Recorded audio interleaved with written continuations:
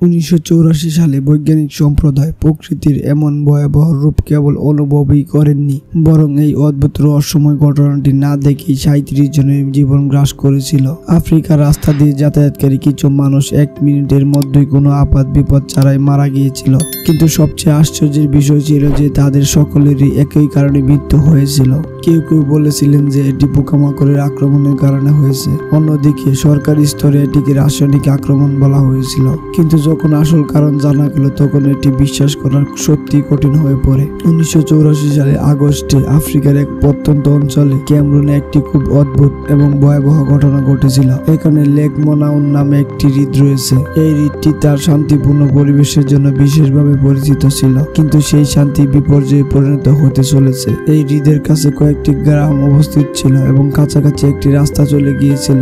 1984 সালে 1 আগস্ট রাত 11:30 স্থানীয় বাসিন্দারা একটি বিকট গর্জন শুনতে পান। প্রথমে সবাই ভেবেছিল বজ্রপাত হতে পারে, কিন্তু সেই রাতে আকাশ এতটাই পরিষ্কার ছিল যে তারাগুলো উজ্জ্বলভাবে জ্বলজ্বল করতে দেখা যাচ্ছিল। এই শব্দের পর কিছু লোক যারা এখনো বাড়ি ফেরেননি তারা হ্রদের কাছে কুয়াশাটি লক্ষ্য করেছিল, কিন্তু তারা তা উপেক্ষা করে আবার ঘুমিয়ে পড়েছিল। এই রহস্যময় কুয়াশা সারা রাত ধরে লেকের উপর জমে থাকতে থাকে। পরদিন সকাল 10:30টার দিকে যখন বাতাস বইতে শুরু করে তখন মাটির খুব কাছে থাকা কুয়াশার রাস্তার উপর এসে পৌঁছায়। পথচারীরা ধরে নেয় এটি কেবল একটি সাধারণ সকালের কুয়াশা, কিন্তু তখন তারা এই কুয়াশার সাথে সরাসরি যোগাযোগ করে তখন তাদের দম বন্ধ হয়ে যায় এবং 1 মিনিটের মধ্যে মৃতদেহ পড়তে শুরু করে।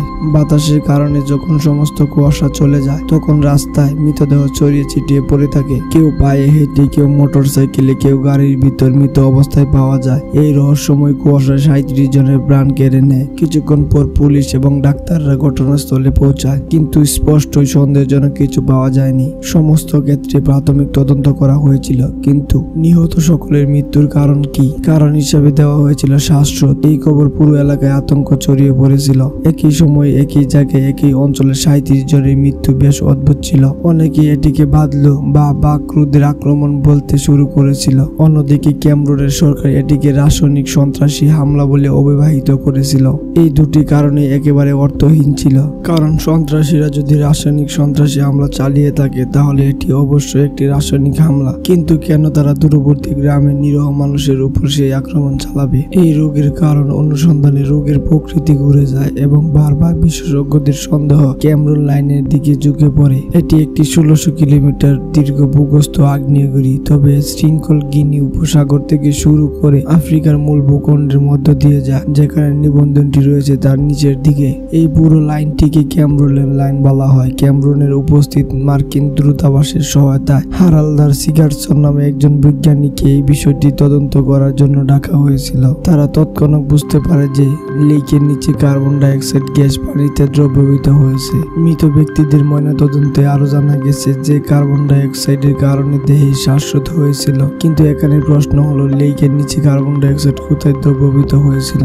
আপনি হয়তো জানেন যে কার্বন ডাইঅক্সাইড গ্যাস স্বাভাবিক বাতাসে উপস্থিত থাকে এবং যদি এটি কোনো ঘরে ছেড়ে দেওয়া হয় তবে এটি ঘরের নিচের অংশে জমা হবে। লেকের উপরে দেখা যায় মেঘ বা কুয়াশা এবং কার্বন ডাইঅক্সাইড গ্যাস ছিল, কিন্তু লেক থেকে এই গ্যাস কেন বেরিয়ে এলো? পুরোপুরি তদন্তের পর সিগারসন একটি তথ্য উপস্থাপন করেন যে হ্রদের তলদেশে আগ্নেয়গিরির গর্তগুলি ধীরে ধীরে স্থান তৈরি করেছে এবং হ্রদের তলদেশে জমা হচ্ছে। হ্রদের গভীর জল এই গ্যাসকে দ্রবীভূত করছে, কারণ হ্রদটি বিষুব নিরক্ষরেখার কাছে অবস্থিত। এটি এমন একটি অঞ্চল যেখানে সারা বছর ধরে তীব্র সূর্যালোক ও তাপ থাকে। এই কারণে হ্রদের উপরের স্তরটি সর্বদা গরম ছিল। অন্যদিকে কার্বন ডাইঅক্সাইড গ্যাস ধারণকারী নিচের স্তরটি সূর্যালোকের অভাবের কারণে শীতল হয়েছিল। ঠান্ডা জল ভারী, অন্যদিকে গরম জল হালকা। অতএব হ্রদের নিচে ঠান্ডা জল শতাব্দী ধরে উপরে উষ্ণ স্তরের সাথে মিশেনি। এতে কার্বন ডাইঅক্সাইডের পরিমাণ প্রতি মিনিটে বৃদ্ধি পায়। সাধারণত যদি লেক মোনাউন বিভিন্ন ঋতুতে অন্য কোথাও অবস্থিত হতো তবে উপরের স্তরটি শীতকালে ঠান্ডা হতো এবং জল নিচের দিকে সরে যেত, ফলে বছরে 2 বার পুরো হ্রদের জল ঘুরত। তবে ভূসাগরের অবস্থানের কারণে এটি এখনো ঘটেনি। লেকের নিচের স্তরে কার্বন ডাইঅক্সাইডের চাপ বৃদ্ধি পাচ্ছিল এবং উপরের স্তরে একটি ঢাকনার মতো কাজ করতে শুরু করছিল। এখন নিচের স্তরে সামান্যতম নড়াচড়া হঠাৎ কার্বন ডাইঅক্সাইড বের করে দিতে পারে, অথবা যদি নিচের চাপ এতটাই বেড়ে যায় যে উপরের স্তরটি এটি বন্ধ করে দিতে পারে, তবু কার্বন ডাই অক্সাইডের সহজে বাড়তে পারে। তিনি ব্যাখ্যা করেছিলেন যে লেক মানাউন একটি টাইম বোমার মতো হয়ে গেছে এবং এই প্রক্রিয়ায় হঠাৎ করে করতে পারে, এমনকি একটি বিস্ফোরণের মাধ্যমে।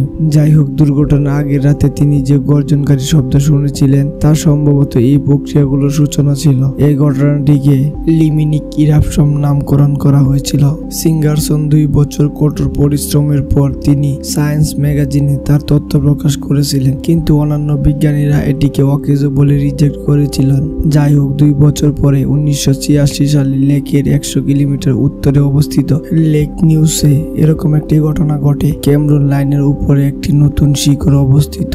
এই লেকের দ্বিগুণ আকারের। এখানে রাত 9টার দিকে একটি প্রচন্ড বজ্রধ্বনি শোনা যায়। কিছুক্ষণ পরে আগ্নেয়গিরি থেকে প্রায় 1 ঘন কিলোমিটার আকারে কার্বন ডাই অক্সাইডের একটি মেঘ বেরিয়ে আসে। একটি অনুমান অনুসারে এই মেঘে 3 lakh ton carbon die oxide gas ছিল, বাতাসের চেয়ে ভারী, এবং মেঘটি দ্রুত নিচের উপত্যকায় ছড়িয়ে পড়েছিল, যেখানে বেশ কয়েকটি গ্রামে হাজার হাজার মানুষ বাস করত। দুঃখের বিষয় হলো এই দুর্ঘটনায় 1786 জন মানুষ শ্বাসরুদ্ধে মারা গিয়েছিল।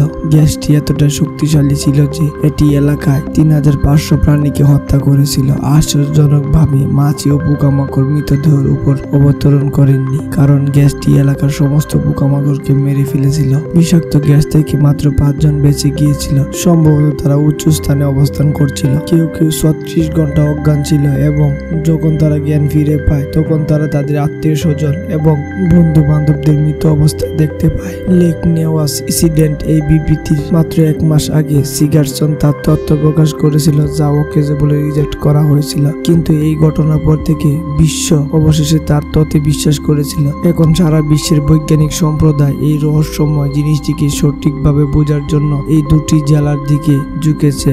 দেখা গেছে যে হ্রদের তলদেশে উপস্থিত কার্বন ডাই অক্সাইড গ্যাস ভূমিধসের কারণে বিরক্ত হয়েছিল। বিশেষজ্ঞরা হ্রদের উপর একটি পাহাড়ের কিছু ভাঙা পাথর শনাক্ত করেছে, যা একটি নতুন ভূমিধসের কারণ বলে মনে হচ্ছে।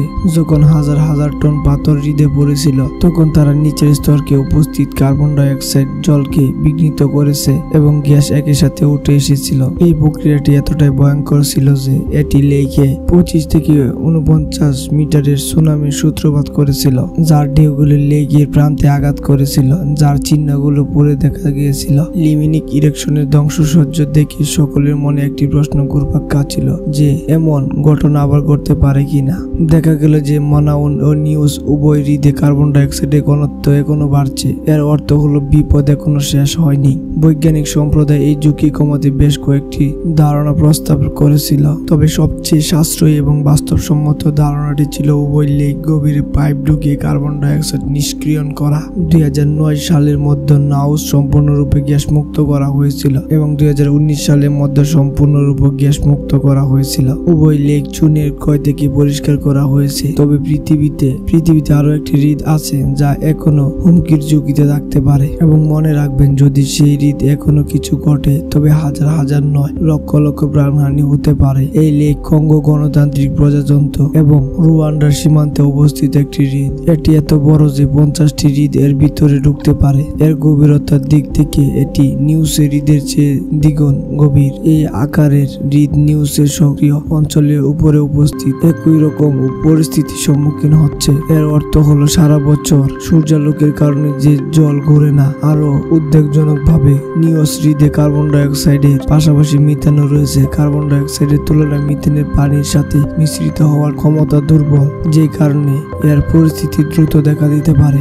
যদি অগ্নিপাত ঘটে তাহলে ফলস্বরূপ মেঘ কেবলই বিষাক্ত হবে না, বরং দাহ্য হবে, যার অর্থ এটি সহজে আগুন ধরতে পারে। আর একটি বিপদ হলে নিউস হ্রদের আশেপাশে প্রায় 20 লক্ষ মানুষ বাস করে। যদি কোনো দুর্ঘটনা ঘটে তবে এটি মানবজাতির জানা সবচেয়ে বড় প্রাকৃতিক দুর্যোগে পরিণত হতে পারে। লক্ষ লক্ষ লোকের মৃত্যু হতে পারে। বিশ্বব্যাপী বিজ্ঞানীরা হ্রদটি ঘনিষ্ঠভাবে পর্যবেক্ষণ করছে। তিনি নিশ্চিত নন যে অতীতে তার এখনো উত্থান ঘটেছে কিনা, কিন্তু তারা অবশ্যই জানে যে 2090 সালের মধ্যে এই হ্রদটি মিথেন তার গুরুত্বপূর্ণ পর্যায়ে পৌঁছে যাবে। এই বিপদ থেকে হ্রদটিকে বাঁচানো কেবলই কঠিন না, বরং এটি অসম্ভব কাজ। প্রথমত, এই হ্রদটি অনেক বড়, এবং দ্বিতীয়ত এই অঞ্চলে অনেকই রাজনৈতিক সমস্যা রয়েছে। পশ্চিম ডিআরসিতে একটি যুদ্ধ চলছে, যার কারণে কারণে কোনো বৈজ্ঞানিক দল এখানে নিরাপদ থাকতে পারে না। তবে বুবেট নামে একটি কোম্পানি হ্রদ থেকে মিথেন গ্যাস উত্তোলন করে বিদ্যুৎ উৎপাদন শুরু করেছে। বিজ্ঞানীরা বলেছে এই প্রক্রিয়ার গতি খুবই ধীর এবং কিছু বিশেষজ্ঞ এমনকি বিশ্বাস করেন যে গ্যাস উত্তোলন করে বিদ্যুৎ উৎপাদনের প্রকল্প নিজেই হৃদের অগ্নিপাতের সূত্রপাত করতে পারে। কিন্তু তিনি বিশ্বকে দেখিয়েছেন লিমনিক ইরেকশন কি, কিন্তু লেক নাউস দেখিয়েছে যে এটি কতটা শক্তিশালী হতে পারে এবং লেক কিউব এর গভীরতা সকলের চেয়ে বেশি এবং বেশি বিপজ্জনক সম্ভাবনা বহন করে। অসংখ্য মাদক, পরিচিত যুদ্ধ এবং চারপাশে জনসংখ্যা বিবেচনা করে এটাকে ভুল হবে না যে হৃদের মধ্যে লুকিয়ে থাকা বিপদ এটিকে বিশ্বের সবচেয়ে বিপজ্জনক হৃদে পরিণত করেছে। আমরা আশা করি আপনি এই ভিডিওটি পছন্দ করেন এবং শেয়ার করবেন। আপনার মন্তব্যের জন্য আপনাকে ধন্যবাদ। দেখা হবে।